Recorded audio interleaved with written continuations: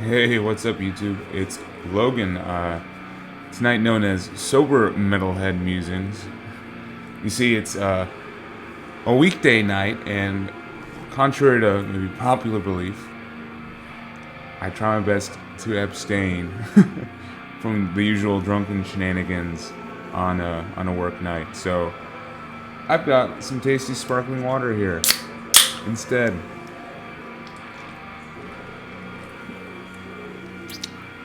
So what has got me rambling on a work night?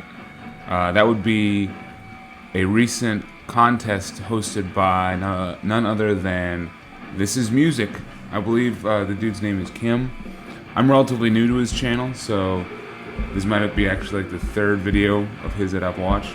But he just hit 500 subscribers. In fact, he's almost at 600 now. So congrats to Kim and This Is Music. We'll definitely have to dive in deeper into your channel when I get the chance.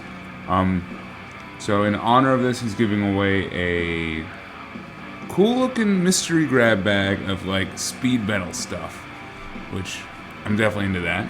So the contest is fairly simple. All you have to do is highlight an underground band and kind of discuss, in your opinion, what makes something underground and really what is the underground scene. So yeah, to me this is a no-brainer to participate. I mean, I love metal music of all types and am passionate about everything from the most commercial to the random bedroom bands that I stumble upon every now and then.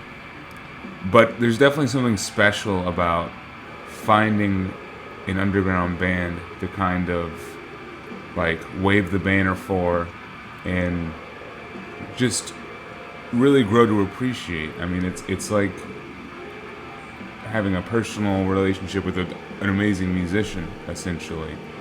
So I definitely wanted to dive in and try to highlight a killer band. So here we go.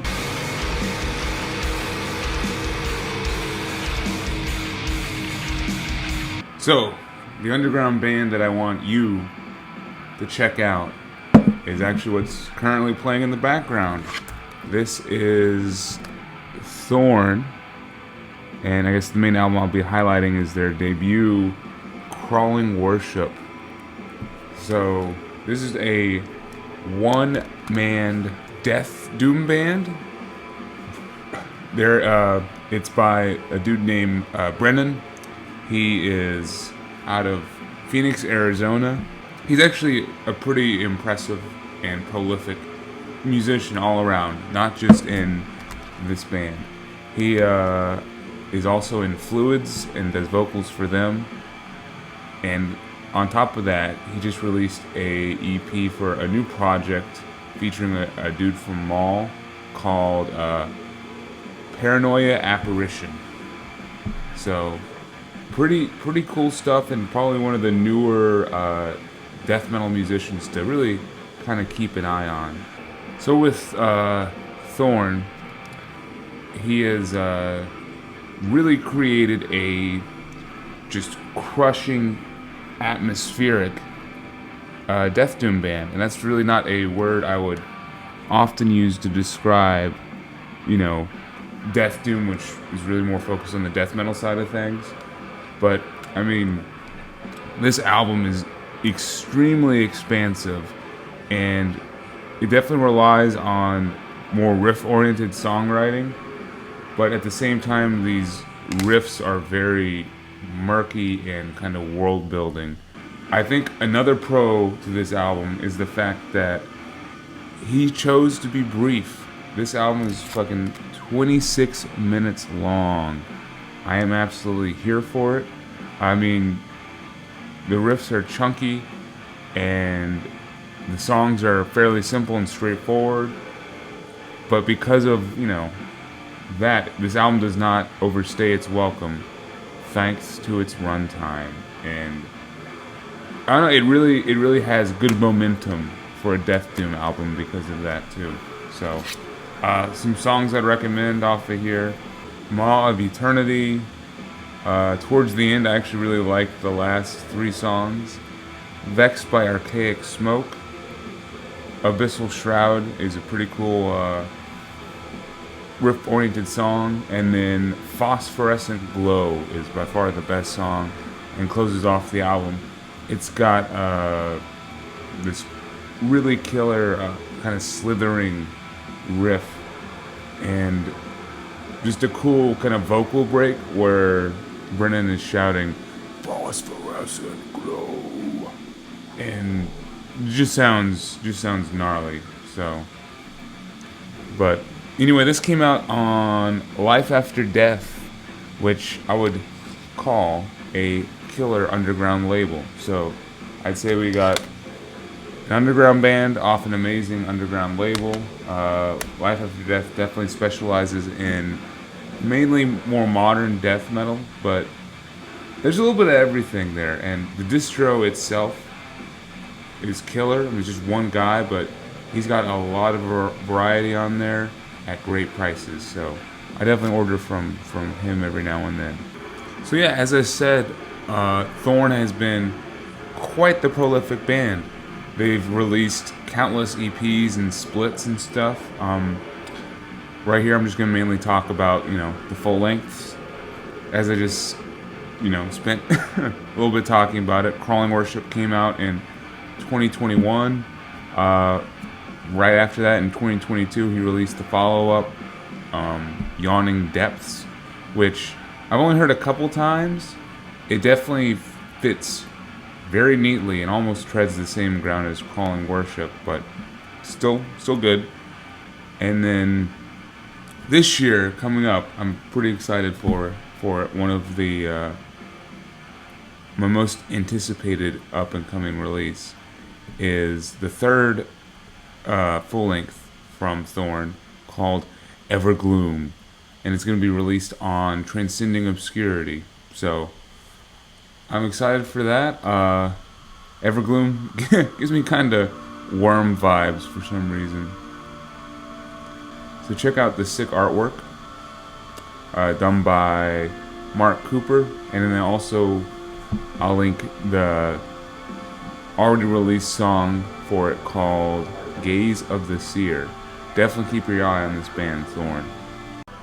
So now for a couple thoughts on what I think makes an album and a band underground. I would say underground represents more of an ethos than really like a musical description, and this ethos can really carry true for both the band itself and kind of the listener or the fan who's appreciating the music. Let's see, for the bands, when I think of like an underground band, they really try to embody more of the DIY aspect of, creating a musical product, marketing said musical product, and finding ways for the music to reach the ears of the listener. I mean, it also can be traced back to like, what is the purpose of the artist for making the music? What's the passion and the love that's behind what the music is and why it's being written and played, I think it also ties into like, who is the band working with? Are they working with like an underground label? Are they playing with more underground venues too?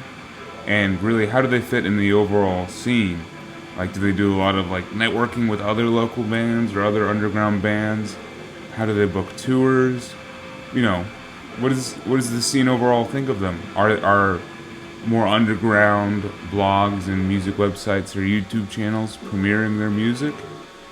And then on the other side of things, the listener, the main priority is kind of having the love for digging and discovering underground music. That's the main thing that that makes you an underground appreciator of music. You get past the entry-level websites and the entry-level platforms, and you find really a glut of just ways to find music that kind of caters towards you. If you like death metal specifically, there's countless YouTube channels where you can, hear about death metal all the time. Or if you like stoner, there's countless blogs and Bandcamp pages like Weedian, or distros like the Cosmic Peddler that just, give you stoner as much as you want. And then I think the fan themselves will go above and beyond to support the musicians too. This could be through doing like Bandcamp Friday and buying a release, during this time, going out of your way to see the band on tour, buy a shirt, wear the shirt around. And then this could even go to, you doing something as crazy as making a silly YouTube channel that inadvertently supports your alcoholism, just so you can talk about the band. I mean, really, in closing, it's this underground ethos that I think makes a band, label, or a fan part of the underground. And it's kind of what ties the scene together and makes it as strong, as tight-knit, and as opinionated as it currently is. So that's it for this video. Thanks for watching. Cheers to This Is Music for 500. Thanks for hosting this contest. Here's to many more subscribers, my friend. And cheers to all things underground. Thanks for watching.